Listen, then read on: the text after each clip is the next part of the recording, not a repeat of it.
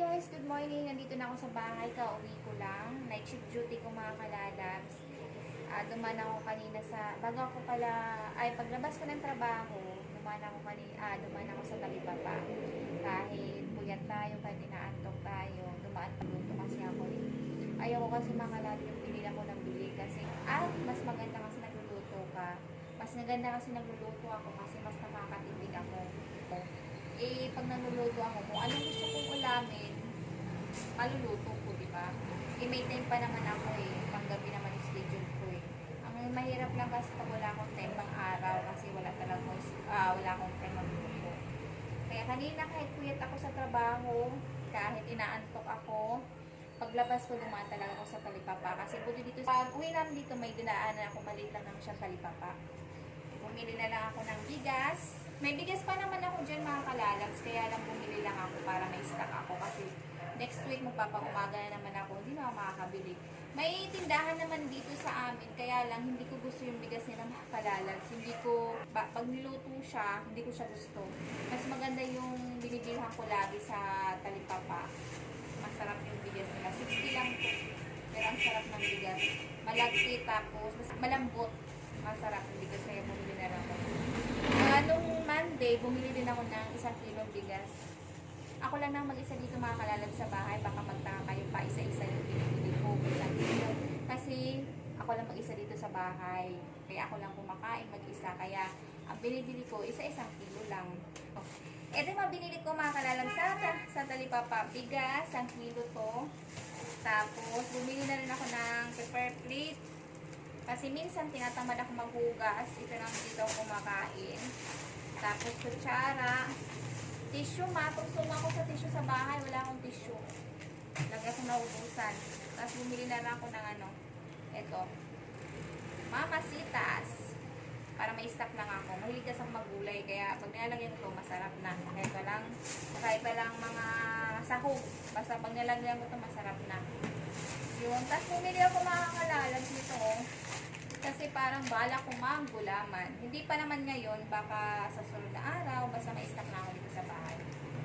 Tapos bumili na ako ng saging. Lulutuin ko, sabato. Para mamaya may babaon na ako sa trabaho.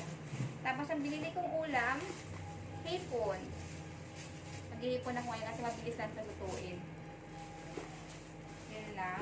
At mamaya, samahan niyo ako may papakita ko sa inyo. Tapos mag-ano ako ng hinugasan ko pala ito kahapon. Ilalagay ko sa lagayan. Ang ginagawa ko, paghapon naghugas na ako para wala na akong hugas ang pag-uwi para malinis yung bahay.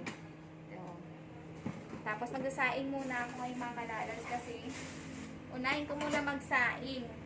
Kasi mabilis lang yung hipon na lulutuin kong ulam. Gusto ko mas mauna yung maluto yung kanin kaysa yung ulam para pagkatapos kakain na ako. Isang ganito lang. Ito na dadagdagan ko. Hello.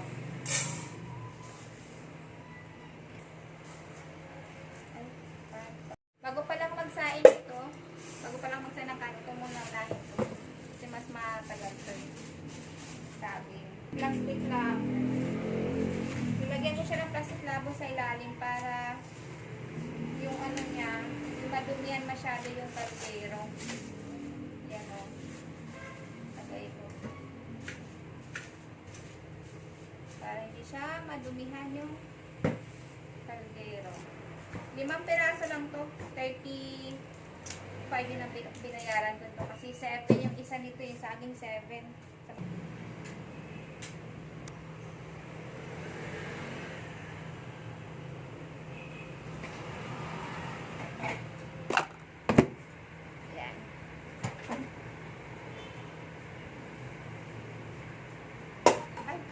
Parang galit pa, no?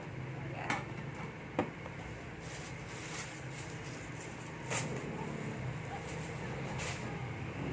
Ayusin ko ba ito mga kalalabs bago ko linisan yung ulam.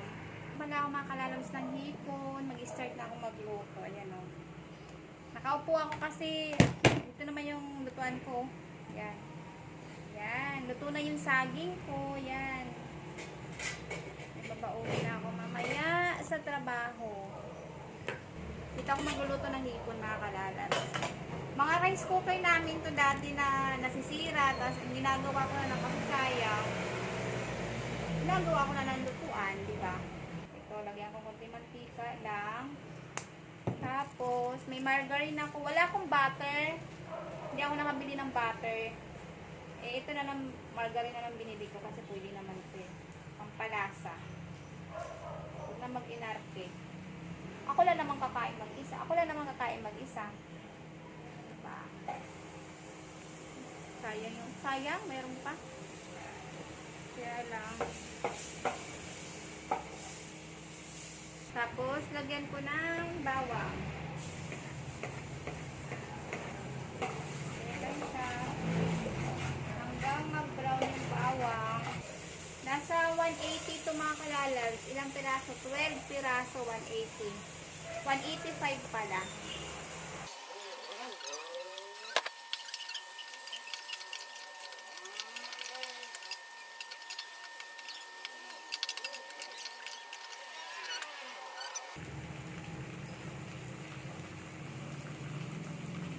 Ako, sayang.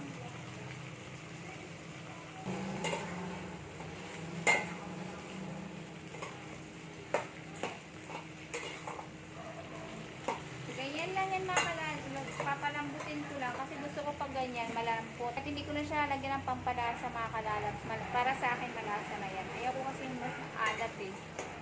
Lagyan ko ng kunting tubig para maluto. Tira naman. Yan. Tapos, takpan natin. Papalambutin ko lang siya. Ay mga kalabs, gusto ako magluto. Ito, pakita ko sa inyo yung niluto kong hipon. Ito, oh.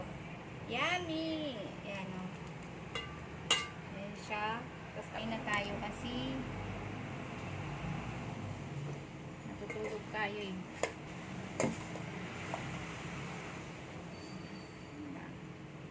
Kain tayo mga kalabs. Kain tayo.